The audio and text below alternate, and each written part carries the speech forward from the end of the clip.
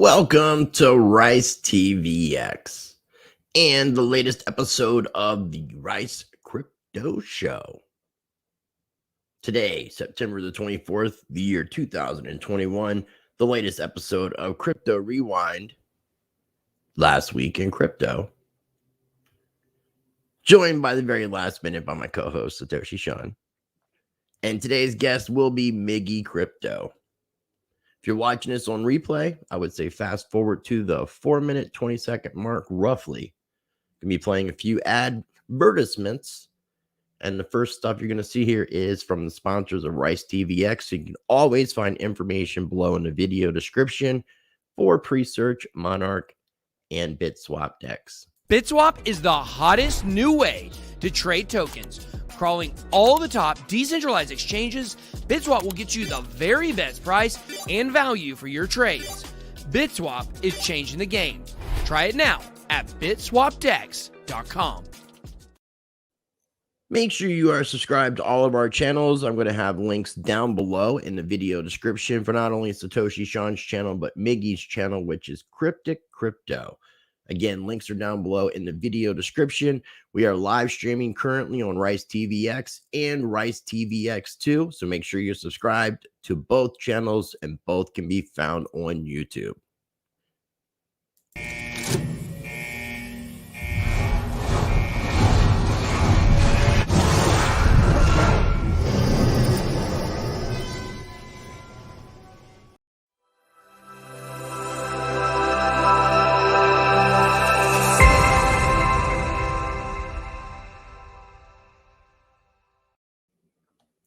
Also, I want to give everybody a heads up that this afternoon at 5 o'clock p.m. Eastern Time, I was appearing on BitBoy Crypto for another episode of Around the Blockchain, and that is a great episode. I encourage you to check that out if you have not already. Make sure you watch that after today's live stream for Crypto Rewind.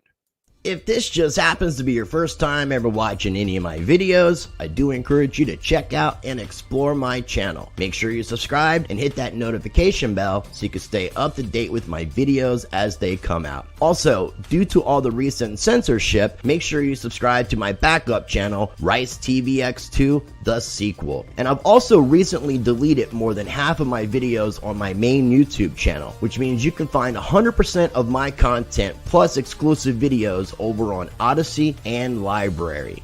If you haven't already, be sure to visit ricetvx.com and sign up for the mailing list so that you never miss an update or new Rice TVX content. You can also find all my social media links as well as merchandise that is coming soon.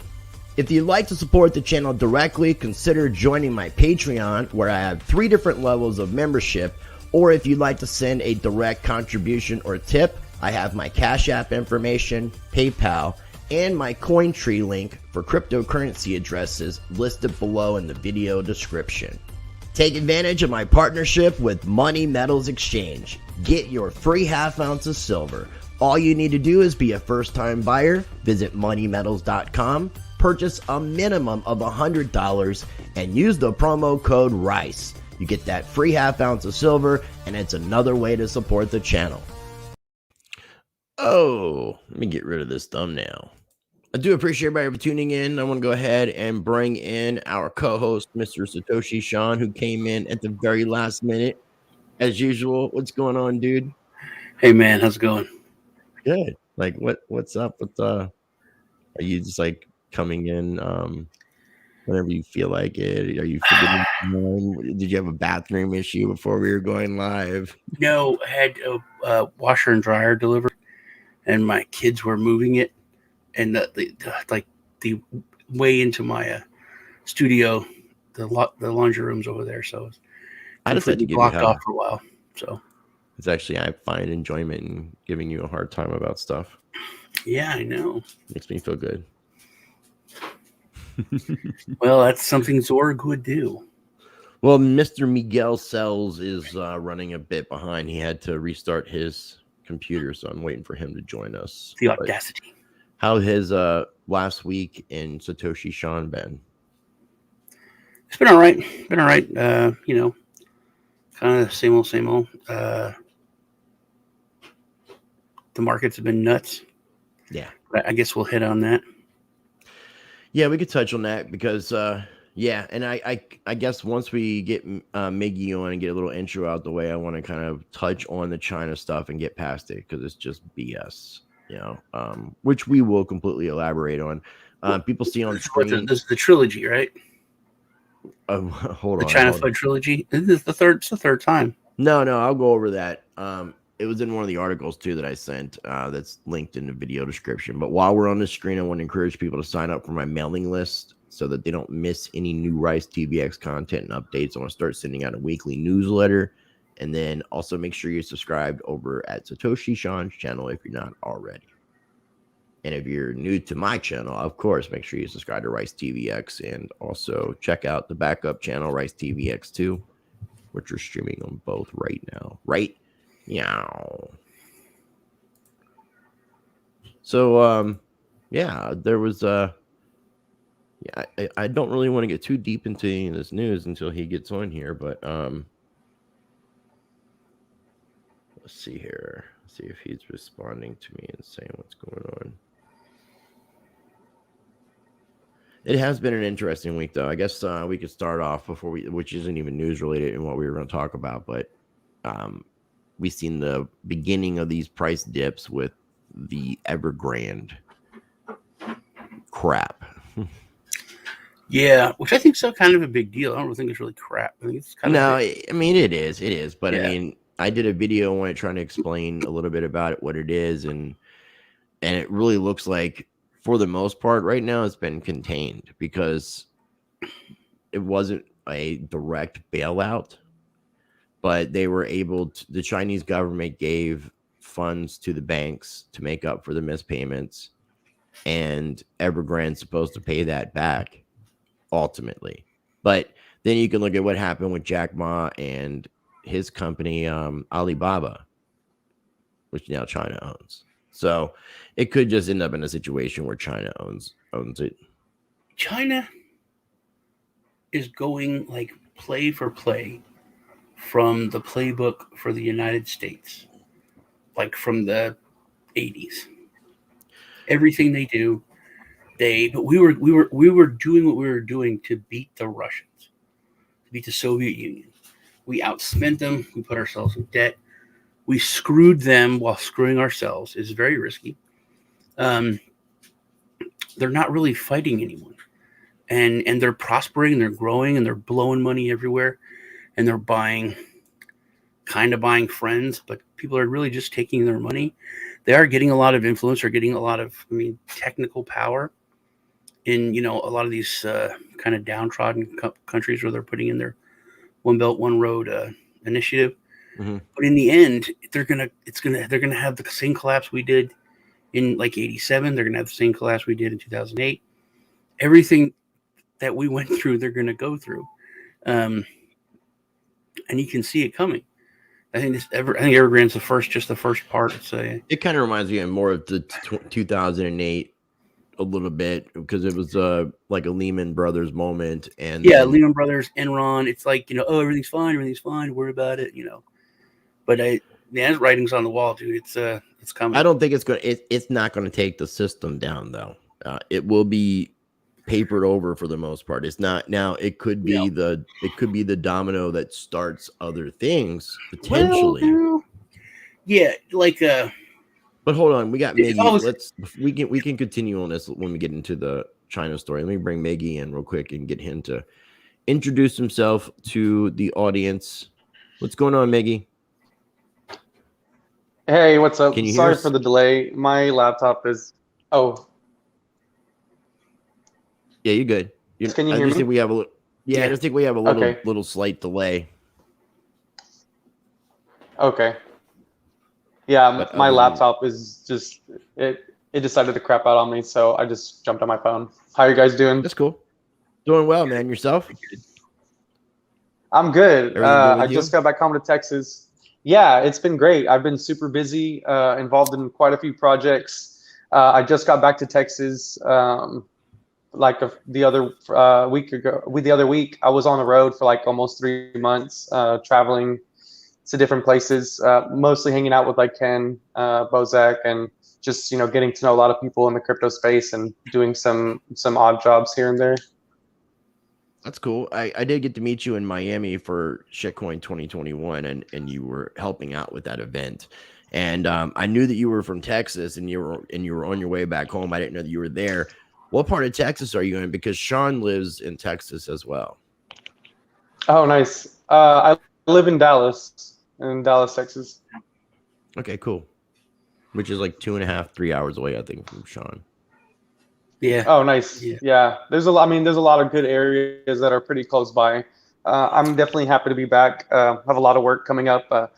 We're getting ready to have an event out in the Arlington area, so just trying to get some things done before I have to go back. I think she's in Plano. I think it's Plano. Oh, wow, really? Richmond. Yeah, they're having a big meetup right there today. Yeah. Yeah, Litecoin Lisa and I didn't know that. Westwood. But yeah, there's a lot of people there. Pimpy from Pimpy's Investment Chat's out there. My friend Jason of Public Awakening.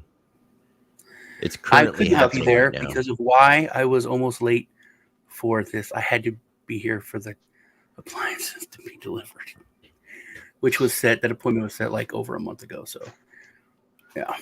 I don't think you leave your house, honestly. So I don't think you were planning on going. I know. She was yelling at me. Lisa was about vitamin D. She's like, "You get no sunshine." I was like, "No, I don't go out in the sun." I'm trying to get you to go to Miami. I told you. I mean, I'll send you the dates. But Miggy, you gotta go. Before we get into all this news stuff, man, introduce yourself to people who may not know who you are. Talk about what Cryptic Crypto, your webpage is, and then also your YouTube channel. For sure. So my name is Miguel. I go by Miggy Crypto. Currently, what I mostly do is I manage several artists under my brand Cryptic Crypto.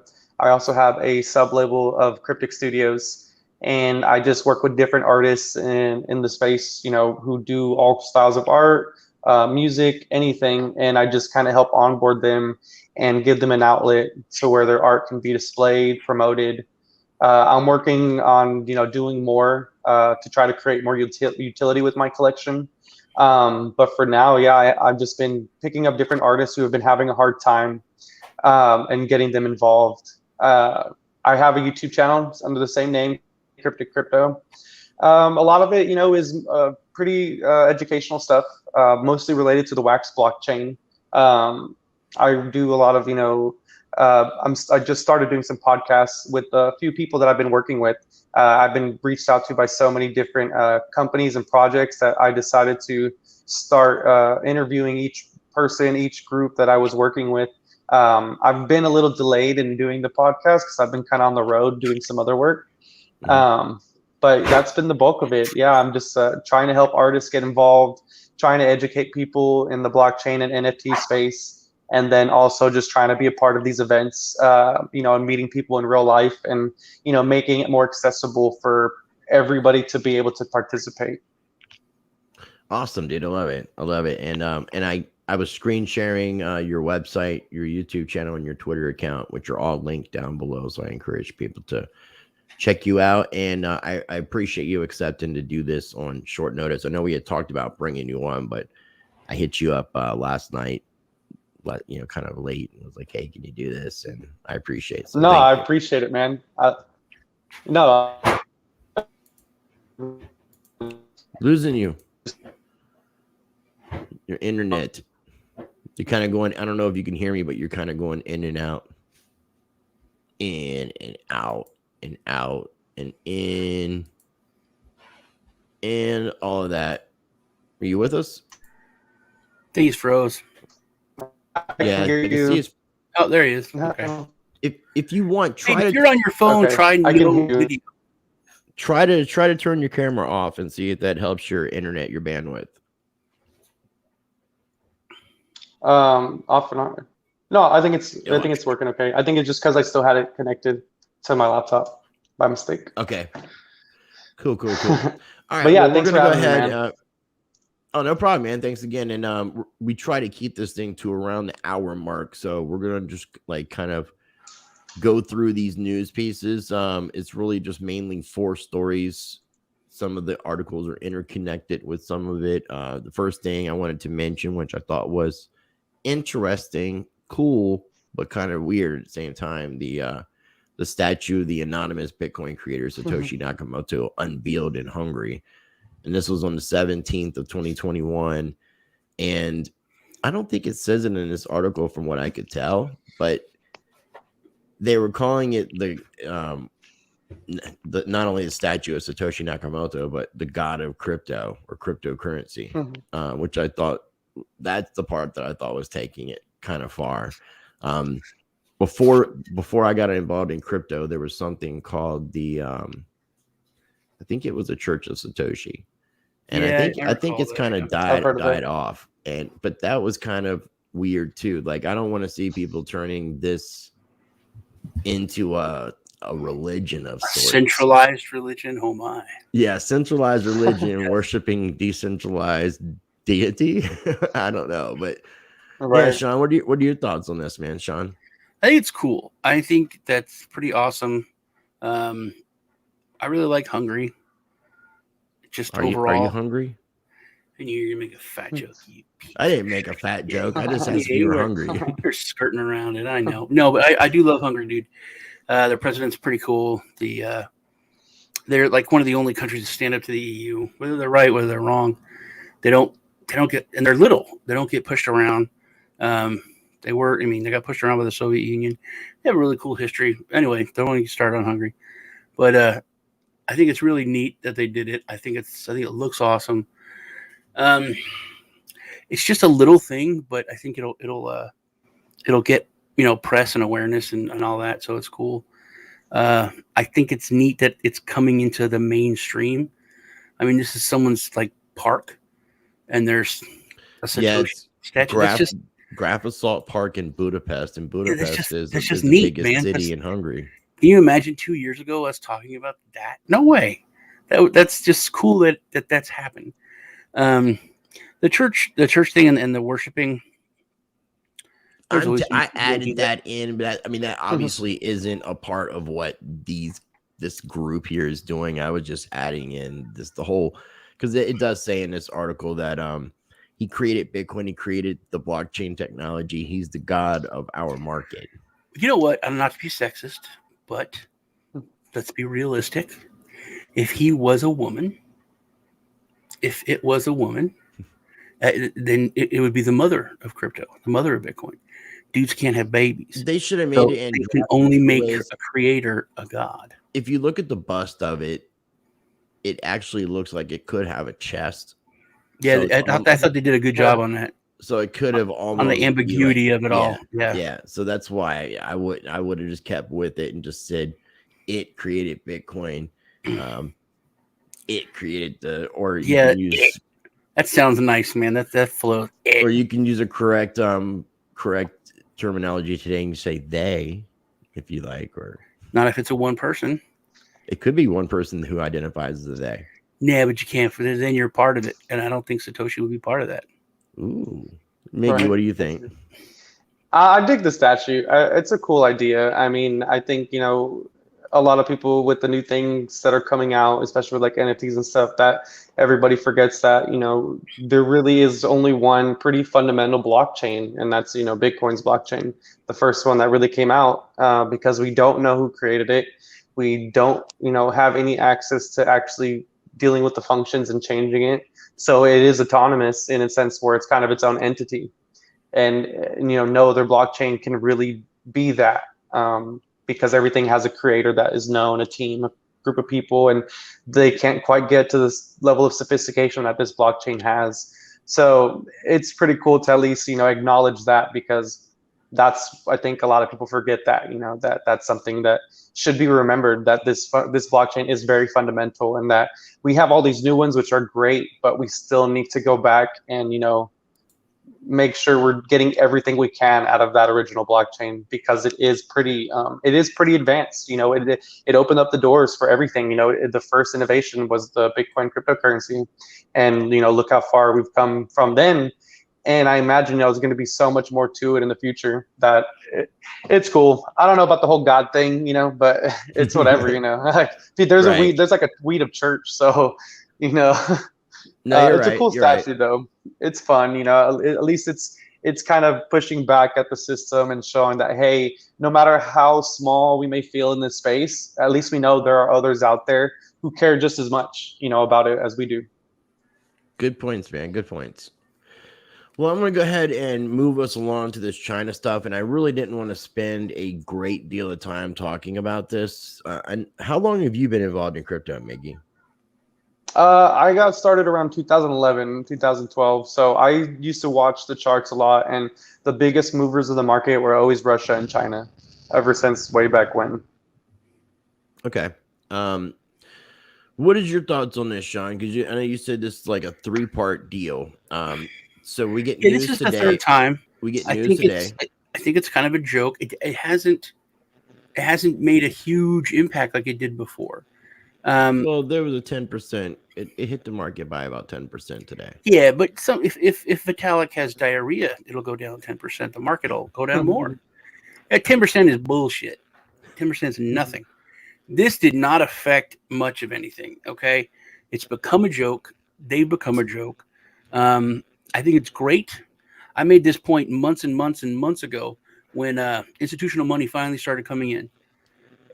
These hedge funds and the billions, in some cases $1 trillion or $2 that these entities hold, when they've come into Bitcoin, it's not a rash decision.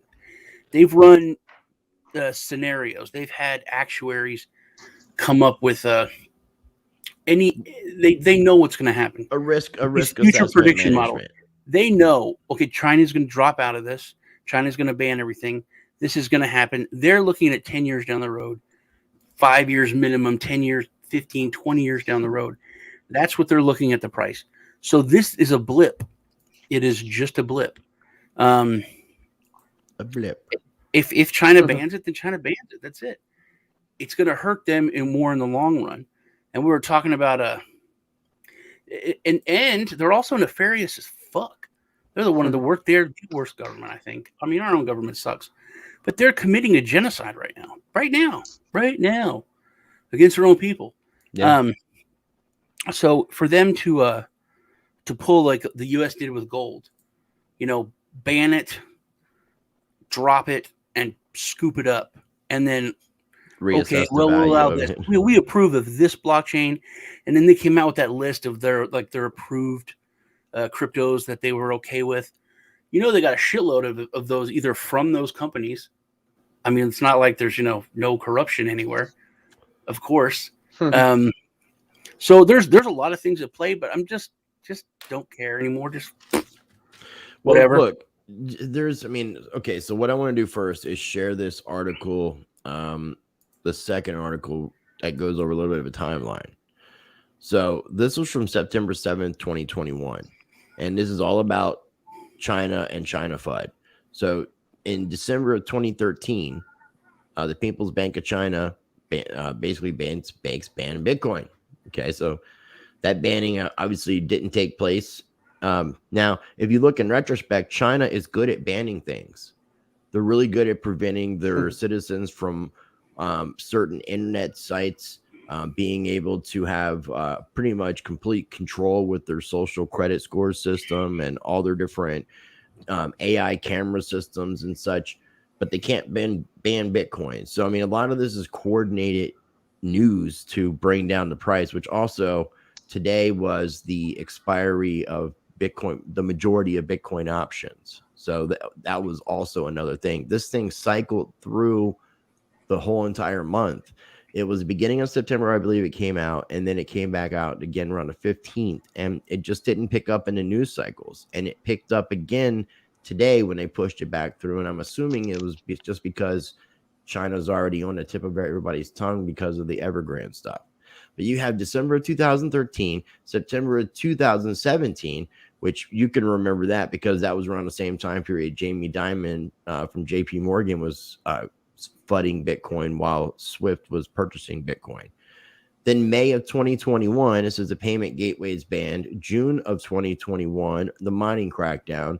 July of 21, CCB gets heavy, and then today we get the news of banning all transactions. It's not saying it's illegal, just saying banning transactions, like almost in a way to setting up for the fact that they're going to be releasing their digital yuan, and it's going to be debuting in the Winter Olympics. So, as far as for use outside of the lottery system, and they want to control the competition for the digital yuan. But then fine, man. Pull money out of China. Don't put any more money into it. Don't give it to it. You're a blockchain and you're based out of China. You're working out of China. Then you're screwed. That's on you. Get out. Go to Eastern Europe. That's it, man. Just pull out. Dude, funny enough, when they did the Bitcoin, the mining ban, obviously since they're doing more bans now, it's really, like you said, kind of ineffective because they've already driven out a huge portion of their miners. But one cool thing is that, Texas has been very proactive in securing a lot of these miners in our state. I just read in an article the other week that, they're basically trying to connect the mining systems to the oil rigging systems. And long story short, to connect some type of generator to the emissions that are coming out, burn them off, but then hook those generators up to Bitcoin miners. Yeah, they're talking about the natural gas. Like the gas they burn off, the flare gas. That's what I'm saying. When China gets, wants to use their iron fist, it ends up screwing them up, and it gives opportunity to other places. Now, they did that ban on mining, and Europe, Canada, and all North America, we really benefited from that. They all came over here. But we got a chunk of the mining power. It became more decentralized. There was less chance of the worst government having access to it, to one that's just, a shitty government. But it gave so much opportunity, and it improved the crypto space.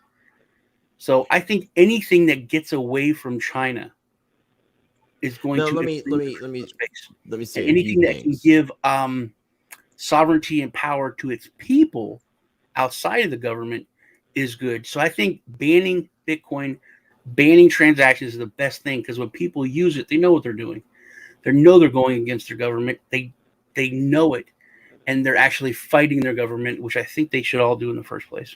Well, dude, now look, I've said this. I think I've said it on this show before. I've said it on my channel a couple times. With the Chinese mining ban, what they did was very smart and strategic, because they didn't relinquish their hold in the mining markets. Right. They just distributed their mining outside of China, so it wasn't all conglomerated, centralized in areas like the Three Dam Gorge, because there was the threats of taking down miners with all that. So, and then even in Texas, Bitmain is going to be an owner of a big facility in Texas. So you're going to find Chinese companies and investors investing in these companies, regardless of if it's on American soil and in Texas. So yeah, they're going to have the biggest mining operations going to be out by Miggy. It's I think. So they didn't really they're doing things very strategically. It could also be a way for them to try to accumulate potentially more Bitcoin by driving the price down, because I do start to think that we're going to have nations start coming out with their holdings of crypto, and I'm understanding the United States apparently has a great deal. They own a ton, and you're 100% right about China, man. Yeah, I mean, they're very strategic, and they've got a lot of support. Prior to Trump getting in office, there was a big push for the de-dollarization, the creation of the BRICS nation banks, the Chinese petro yuan, and then Trump got in office. A lot of that got paused. Trump's out of office, and everything just resumes. Well, you got to imagine when they send out these miners, for one, who's to say that a lot of these people are not still working with the Chinese government and so running nodes for them in another country using our electricity. And then for two, they create an opportunity for their government to kick out people who are mining on their own personal level, and they can now take the mining computational power by concentrating on getting more miners for the government. So now they control that aspect where now they're the only ones mining in that country. So anybody who does use the space, it'll make them money. It's very strategic, man. Like, if you're countries talking have been about doing shit like control, this. if you're talking about control, and the mindset of China is to control everything within their own border, whether that's the Great Firewall of China or the Great Wall of China. They want it all there.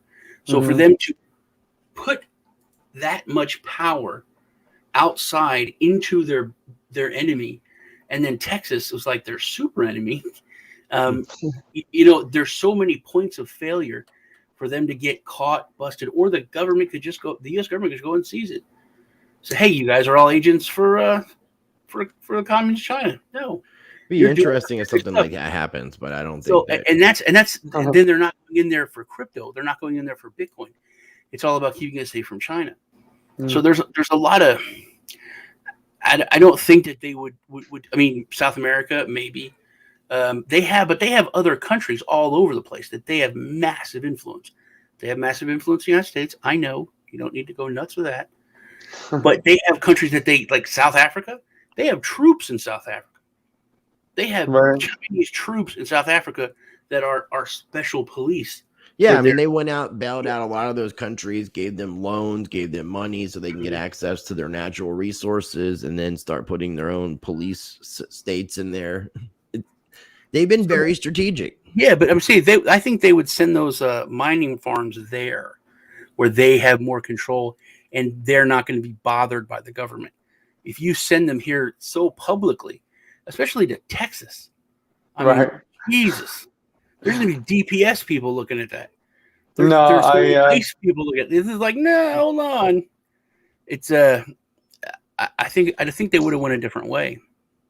Yeah, no, I imagine their biggest incentive is, like I said, is that the less people mining in their country, the more that they can mine. So that way, if they're running their own nodes, they're running their own miners, their miners are majority of what's left in their country, and that's controlled by the government. So I think, that's definitely an incentive for them to push people away, because then now you have less people mining in their country, on their networks, and the government can do its own mining at whatever capacity it wants.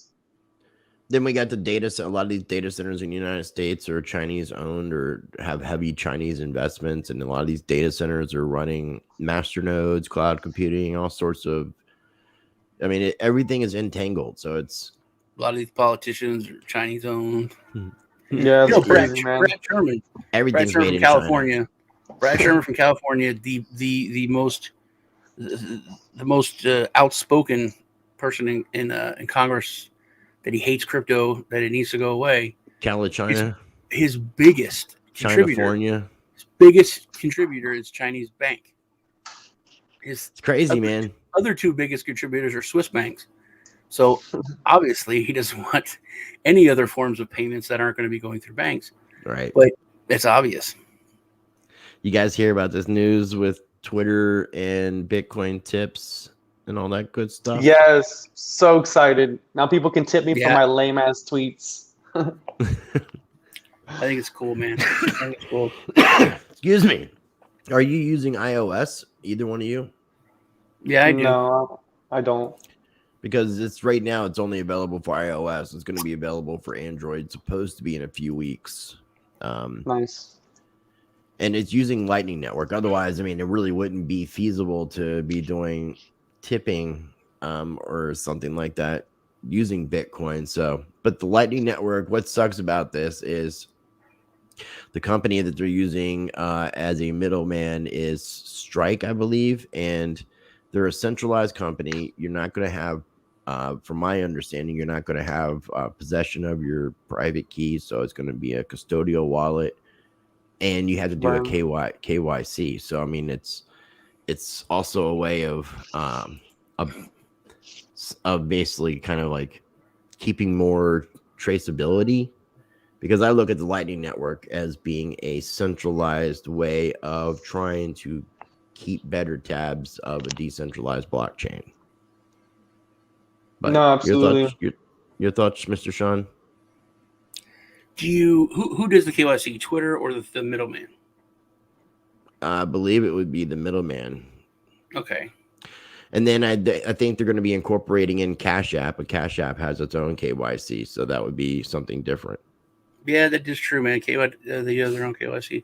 It's when it comes to that's the thing, you can't. there's nothing that I know of that's like US based big that doesn't require KYC when it comes to crypto. Yobit, they're Russian, but you can sign up pretty much. All you do is verify your email and something else, and then you can have an on ramp and off ramp there. But that's not as easy as like, you know, hooking it up to your bank account. Crypto.com, same thing. You know, they got all the KYC.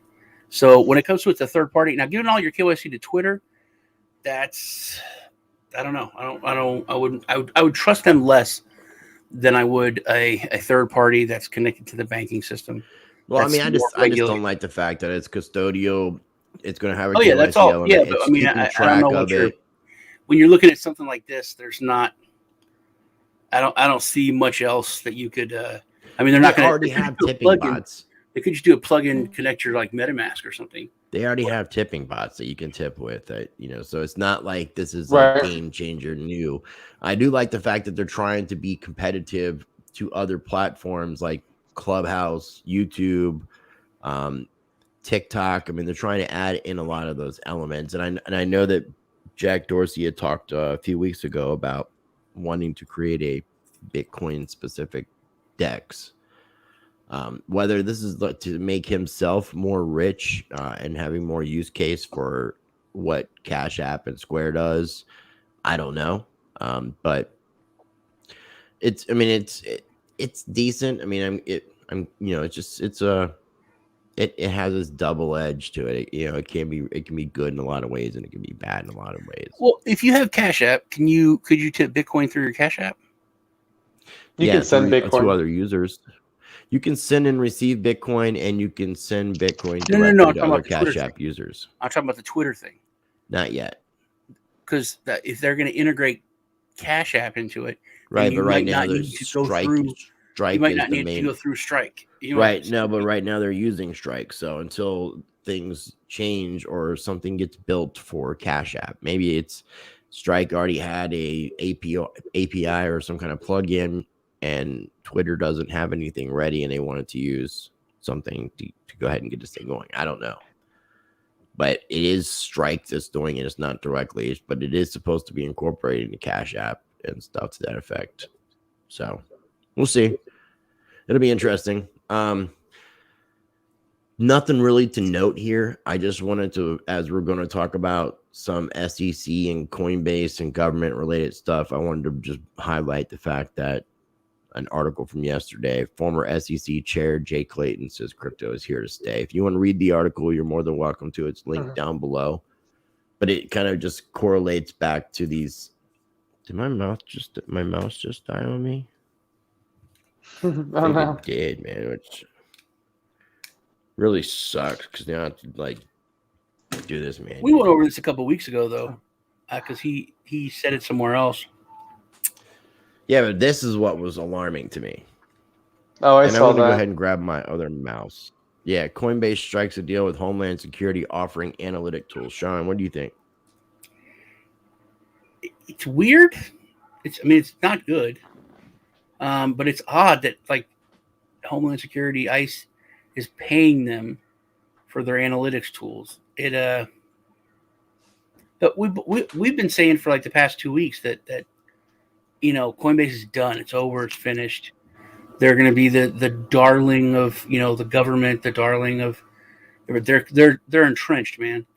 But there's a place for it. That's going to be, you know, where everyone goes, you know, their first place to come into crypto, the ease of use. And then, you know, from there, they're tricycles, you know, they're the first bike anyone's going to ride. And as soon as they, aren't a toddler anymore, they're going to move on and they're going to get their own, you know, a different bike.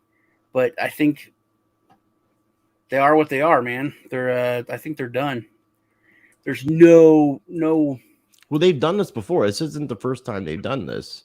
I think this is the second deal they signed with Homeland Security, and then they've obviously have worked closely with the IRS. Yeah, this is a lot worse than the other one. That's my point, dude. They're finished. They're like, it's not going to get better. They're not all of a sudden going to stand up and be like, you know what, privacy is important, and everyone has sovereignty over their information. It's not happening. They're done. But I think they're going to serve the purpose of adoption and helping people come into it. But I don't think people are going to like. That's not going to be their main account. You know, they're everything they use. I think they're going to come in, learn how to use it, learn how to trade, and then move to Dexes. And then move to Texas. Yep, that's what I thought it said too. No, I think you're absolutely right, man. I've used Coinbase for a very long time. You know, the things that they've done. You know, it's just like you said, it's just part of that process. Because there are so few things that offer, you know, even this level of security that Coinbase has. Even with their recent, you know, hack, it wasn't really a, you know, an attack on their cold storage wallets that they have. It was more of like a frontline attack. So at least it's a good way for people new to the space to get involved, feel a little secure about putting their money into cryptocurrency, and then having, you know, the ease of access to where, like, I have a Coinbase card. I only use that card to buy stuff. I get 4% back in Stellar Lumens. I never have to swap out of crypto. You know, it's not like my end result, like you said, but it's, you know, it works for me now, and it's easy to get people involved. But like ideally, you know, we want to own our private keys and interact peer to peer, because, you know, that's pretty much like the bread and butter of what the system provides, is that we can eliminate intermediaries and just transact. So as the future unfolds, it's going to be good for, like, you know, great grandma and grandma who's like, yeah, I put, you know, part of my retirement in the Coinbase, and they know everything, and the IRS helps me to pay my taxes from there. And like, okay, grandma, that's good if that's what you want to do, you know. Like, oh, I don't want to trust. Where's this exchange is in Romania. But they're you know they're certified by the Romanian government. Oh no, you don't like the Romanians, Sean. No, they're gonna rob you. Don't put your money in there. I mean, so okay, grandma, stay with Coinbase. Stay, you know, let the government know everything. Well, I mean, Coinbase is one of the main backers from Coinbase is Digital Currency Group, and Digital Currency Group is part of the club. So I don't see Coinbase as having any issues with, now it's within the crypto community, yeah, but from an enterprise or investor standpoint, and for the mom and pops, the people who are new to crypto, that's not going to matter to them. But what I'm finding interesting between like just these three articles is the first article talks about Coinbase striking a deal with Homeland Security, which is an agency of the federal government. The second article is SEC was the only regulator unwilling to meet with Coinbase, which is interesting that they're kind of trying to make him, like Brian Armstrong, the CEO, look like somewhat of a hero and taking on the SEC. And then the third article is the SEC set to propose, or Coinbase set to propose crypto frameworks to U.S. officials after the SEC clash. So the common denominator between these three articles just shows me that Coinbase is in bed with the federal government. Exactly, and they're trying to make them look good. From the second article about Brian Armstrong, I got a totally different vibe. I got a butthurt vibe that, hey, the SEC won't talk to us and do stuff, and we're doing everything like we're supposed to, and we're supposed to be like, you know, in the group now, man. What's going on? You guys aren't being cool. That's what I got from this. His utter shock that they would not let him in the room and let him in the party when he had, you know, given someone a hand job in the fucking back room. It wasn't a hand job. I think he was like straight up blow and maybe even I know. But he's like shocked. Like, what are you talking about? It could have been a shocker. Speaking of, that's two in the pink and one in the stink for people who don't know.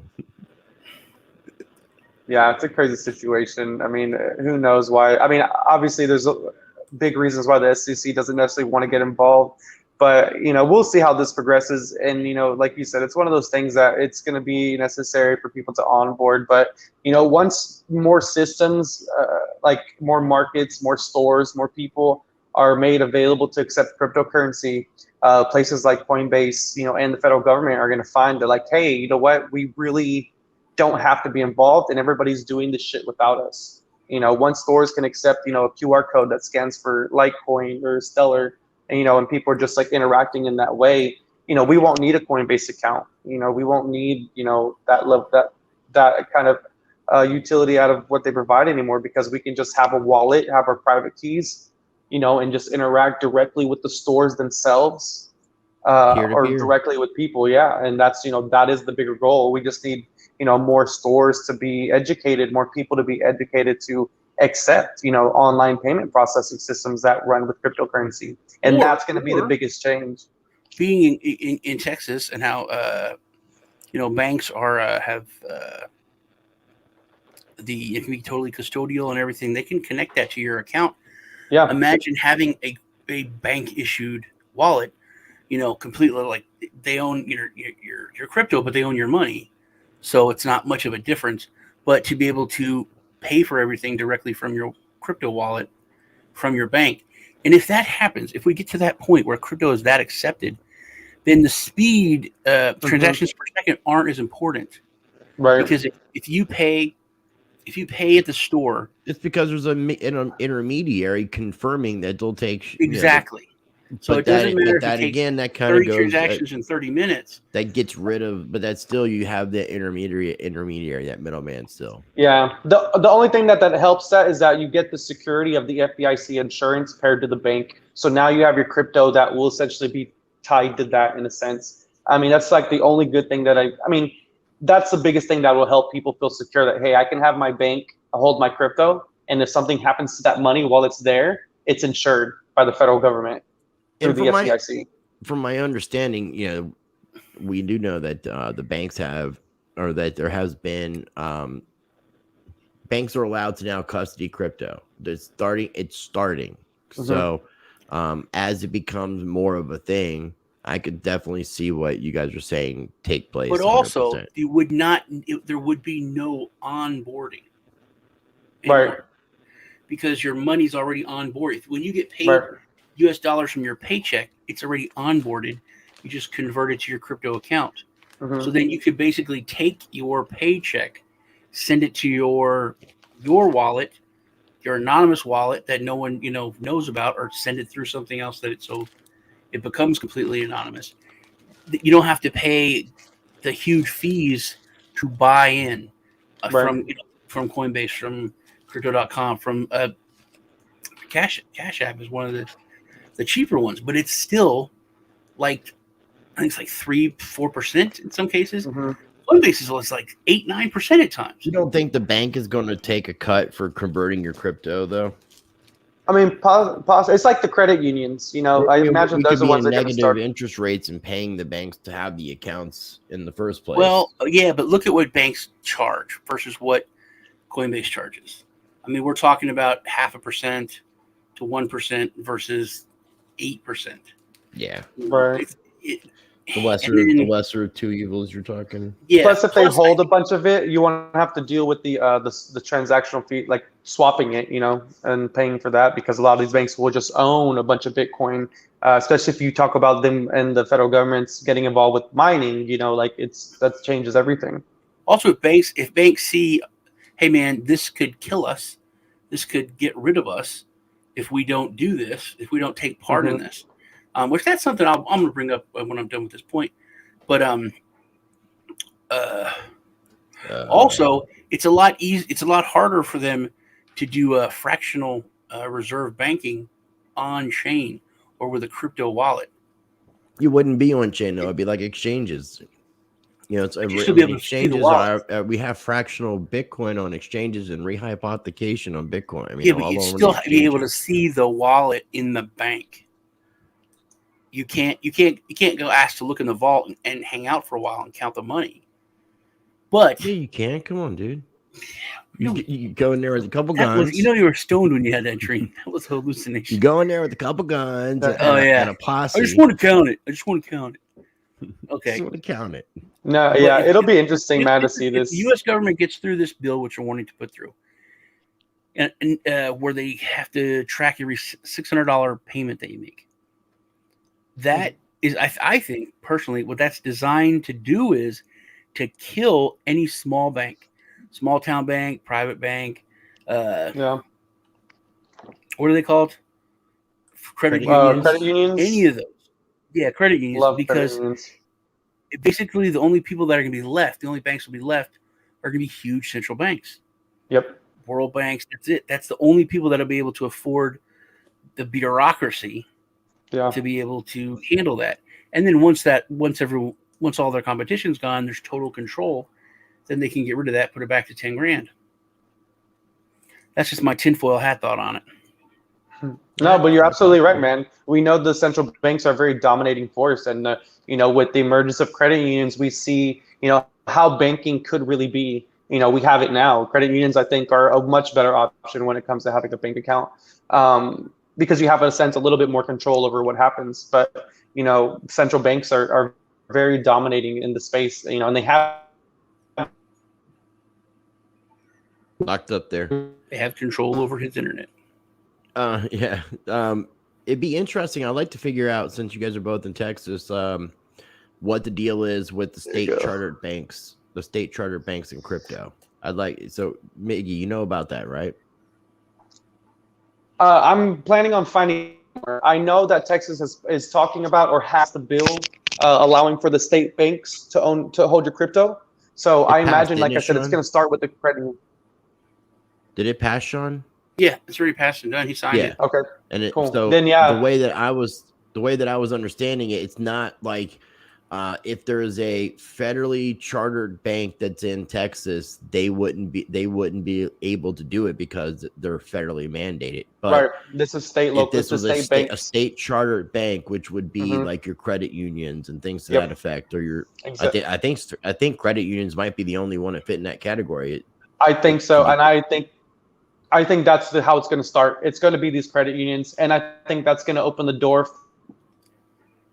Well, credit unions themselves are basically community banks, and it's not community like for a town. It's like teachers, or there's a group. It's literally like a union of people. So they have like a city, usually like a city credit union. They might have an education credit union. We'll see new banks come up that will apply to be state. Because of this, right? And it's like I don't know if you heard about where's that woman at? I think she's in New York, California, one of the communist countries or states.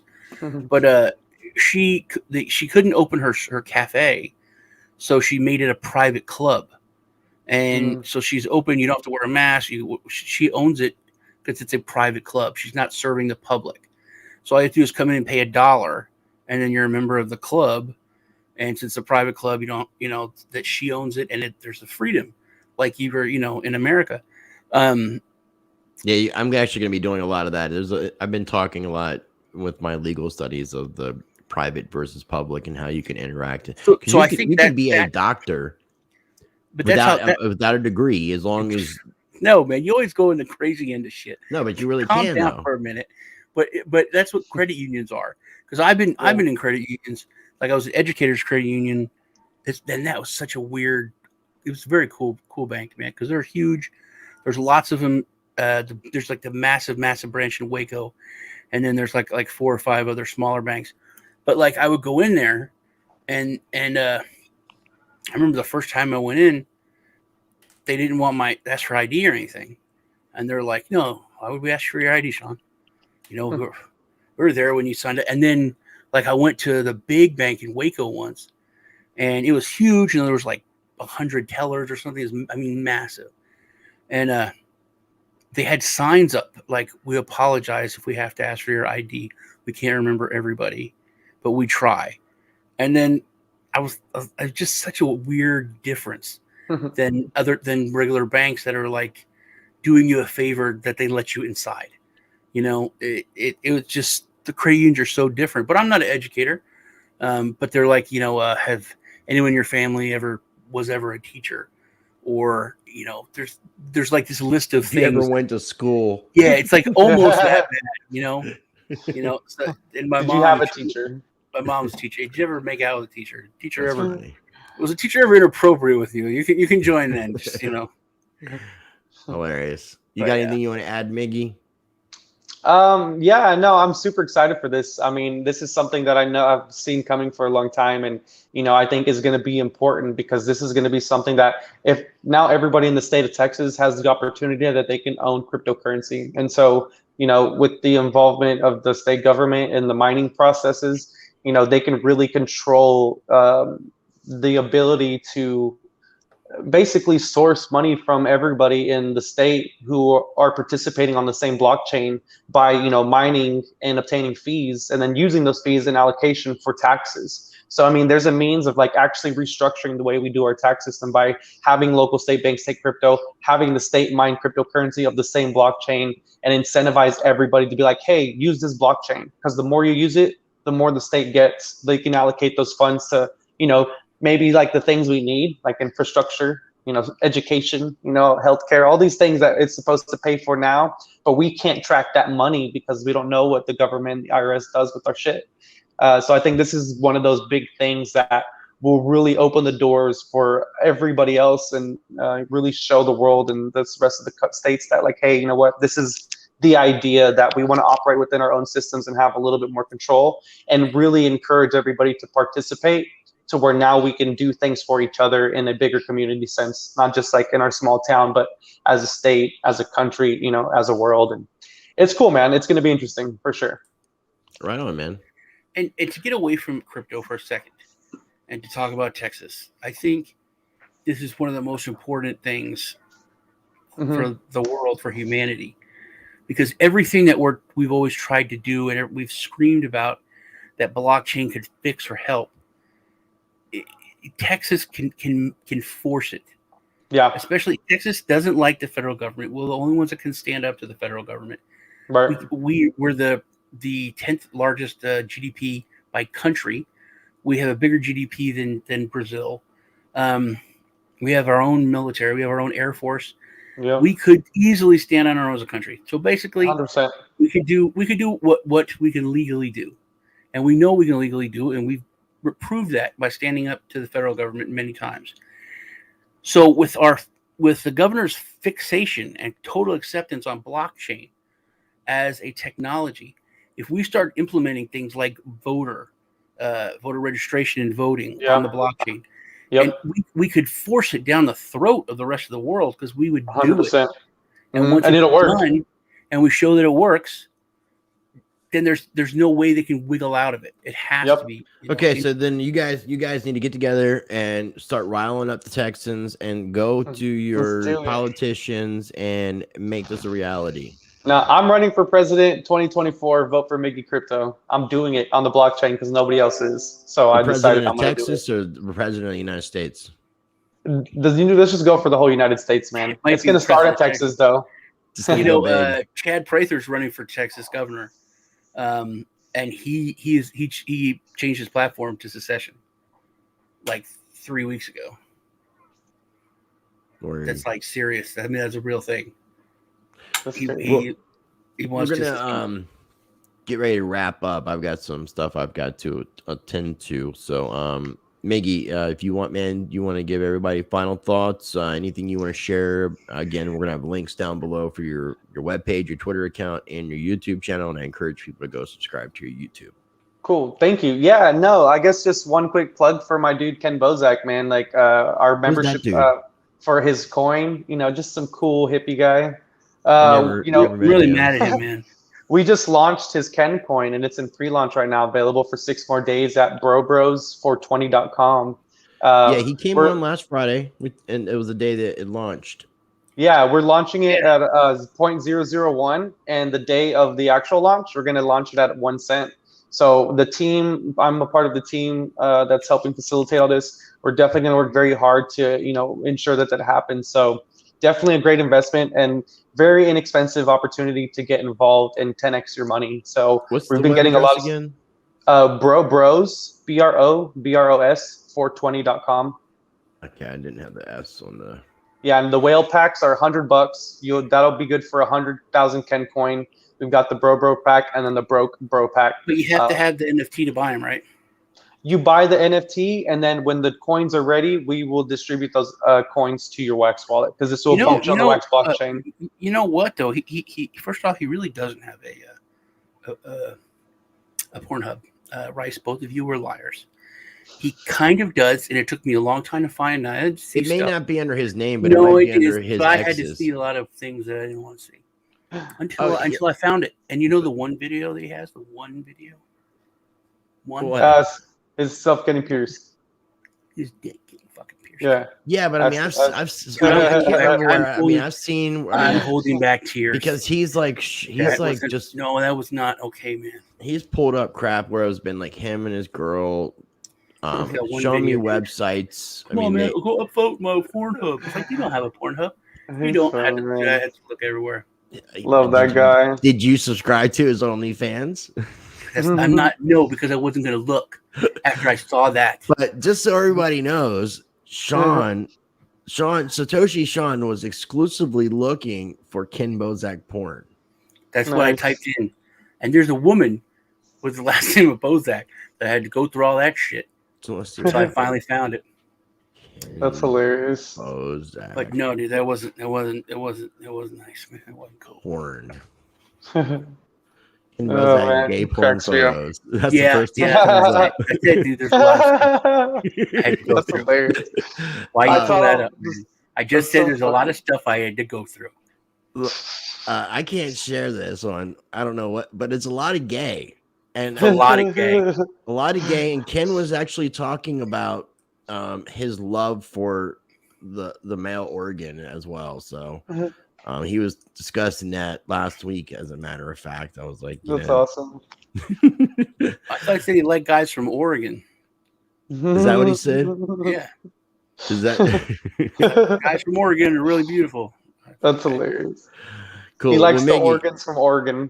I really appreciate you doing this, man. Again, I got links down below for your social medias, and I encourage people to go check out your stuff, man. I really appreciate you doing this, and I'll be in touch so we can do something again soon.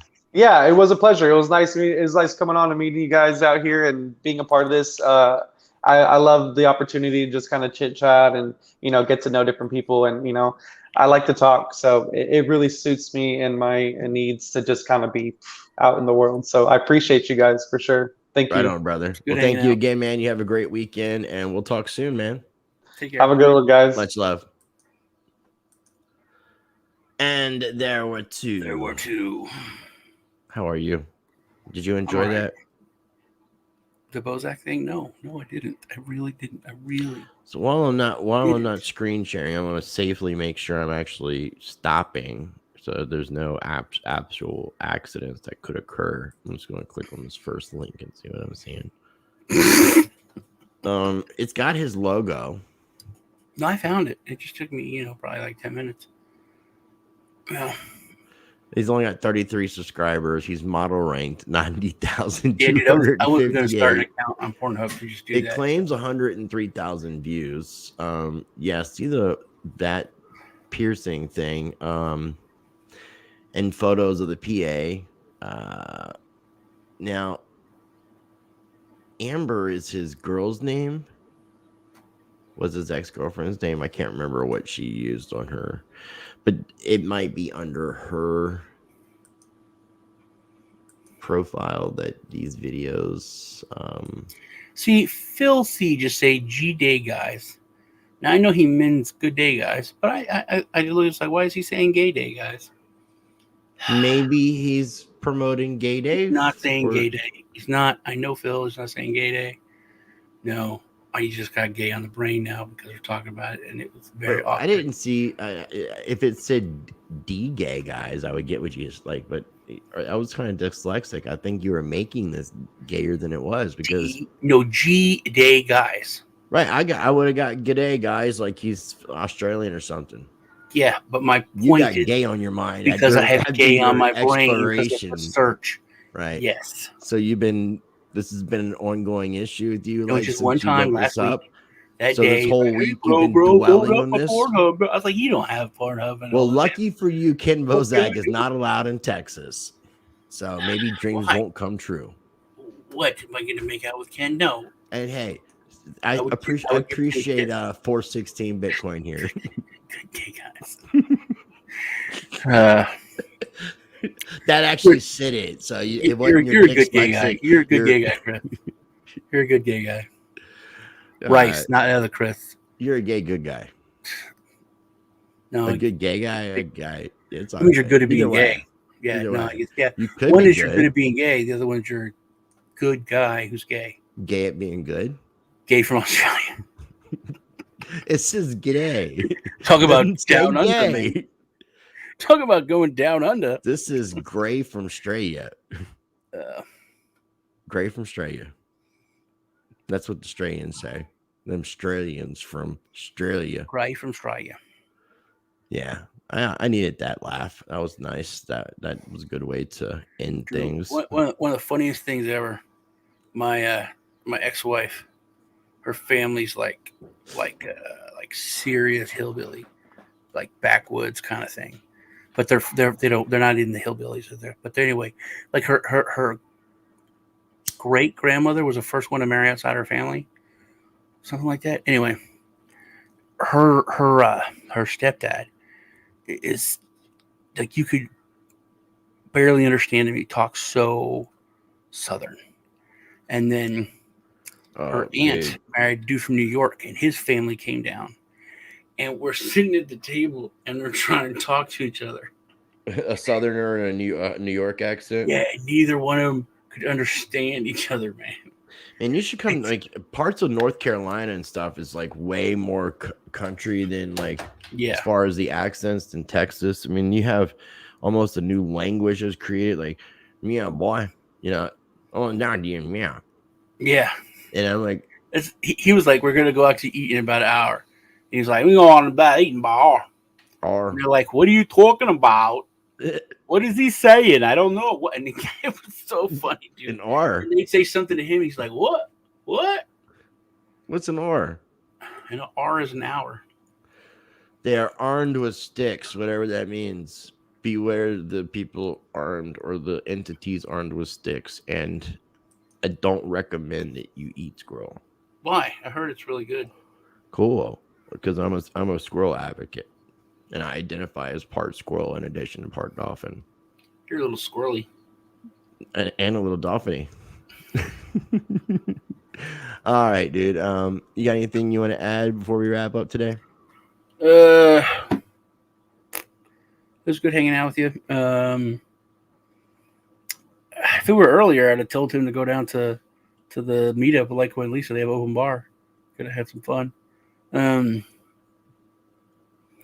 gonna have a crypto lunch break this weekend and give away some crypto. Don't stress out. I think this China FUD. The fact that Bitcoin's bouncing back up already, that it's so little.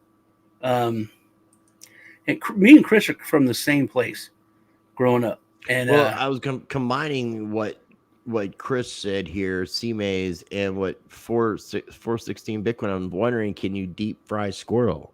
Yeah, and you eat the bones if you deep fry it though, because they're so little. All right. Yeah, I gotta go though. I have a. But dude, there were squirrels like, because me and C-Maz lived in the same place when I was a kid, and I thought you guys actually live in the same place. We did. We lived in the same place when that's where I grew up. But there were squirrels everywhere, man. Everywhere, and I could not imagine eating. Andy has a message for you.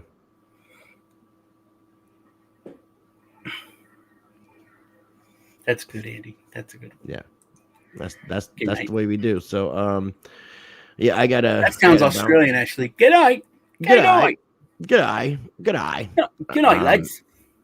So, ladies and gentlemen, appreciate you guys tuning in. Make sure you check out Miggy Crypto's social media links down below. If you're not subscribed to Sean's channel, check out Satoshi Sean. Make sure you subscribe to Rice TVX and Rice TVX2.